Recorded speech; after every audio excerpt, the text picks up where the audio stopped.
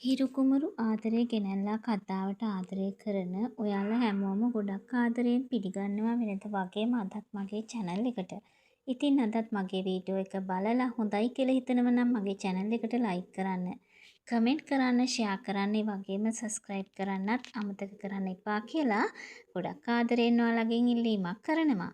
මම අද වීඩියෝ එකෙන් ඔයාලට කියන්න බලාපොරොත්තු වෙන්නේ මේ කතාවේ ඉදිරියට සිද්ධ වෙන තවත් සිද්ධියක් ගැන කියන්න. ඉතින් ඔයාලා දන්නවනේ මේ වෙනකොට ටානියා හංසලත් එක්ක ඉන්නේ පුදුමාකාර කේන්තියකින් කියලා. ඉතින් ඒකට හේතුව තමයි ටානියා හංසනාට හොඳටම බැනලා ගියා. නමුත් ඉතින් එයාට මොකක් හරි කරන්නම ඕන කියලා තමයි ටානියා හිතන්නේ. ටානියයි එයාගේ යාළුවෝයි දෙන්න එකතු වෙලා තමයි මේ හැම දෙයක්ම කරන්නේ.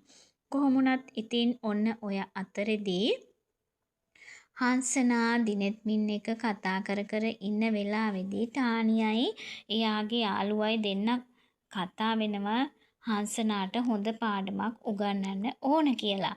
එහෙම හිතලා තමයි ටානියා හංසනා ළඟට යන්න සූදානම් වෙන්නේ. ඉතින් ඔන්න ඉදිරියේදී හංසනා මුණ ගැහෙන්න යන ටානියා දකින දේ තමයි දිනෙත්මින්ගේ රූම් එකේ හංසනායි දිනෙත්මින් දෙන්නා ඉතාමත් සුහදව සතුටින් කතා කර ඉන්නවා. ඇත්තටම ඉතින් ඒ දකින ටානියට පුදුමාකාර කේන්තියක් තමයි යන්නේ හංසනත් එක්ක. මේ වෙනකොට හංසනා ඉන්න තත්ත්වය දැක්කහම, ඉන්න සතුට දැක්කහම ටානියාට ඉන්න තැන අමතක වෙනවා. කරන්නේ මොනවද කියන එක අමතක වෙනවා. එයා කා ළඟටද යන්නේ කියන එක අමතක වෙනවා. මේ හැම දෙයත් එක්කම ටානියා එකපාරට දොර ඇරගෙන ගිහිල්ලා හංසනාව අල්ලගෙන හංසනාට ගහන්න තමයි හදන්නේ. ඇත්තටම ඉතින් මම දන්නවා ඔයාලා මේ වගේ සිද්ධියක් දකින්න කොහොමදවත් කැමති නැතුව ඇති. නමුත් ඉතින් මේ කතාවේ ඒ වගේ සිද්ධියක් සිද්ධ වෙනව නම් ඒ දේ නතර කරන්න අපිට පුළුවන් කමක් නැහැනේ. ඉතින් නමුත් ඉතින් ඔන්න හංසනා ගැන ඔයාලා හැමෝම හොඳටම දන්නවනේ.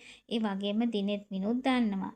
හංසනා කියන්නේ ගමේ චණ්ඩියෙක් වගේ හිටපු කෙනෙක්. දිනෙත්මින් පවා නීතිය ඉදිරියට ගෙනියන්න පුළුවන් කමක් හංසනාට තිබුණා. ඒ වගේ ආත්ම ශක්තියක් තියෙන කෙනෙක් තමයි හංසනා කියන්නේ. ඉතින් ඔන්න මේ වෙලාවෙදිත් මෙන්න මේ ටානියා හංසනාට මේ විදියට සලකලා මේ විදියට හංසනාගේ ඇඟට අතක් තියන්න ආපු ටානියට සිද්ධ වෙන දේ ගැන ඔයාලා ඉදිරියේදී බලා ගන්න කැමති ඇති.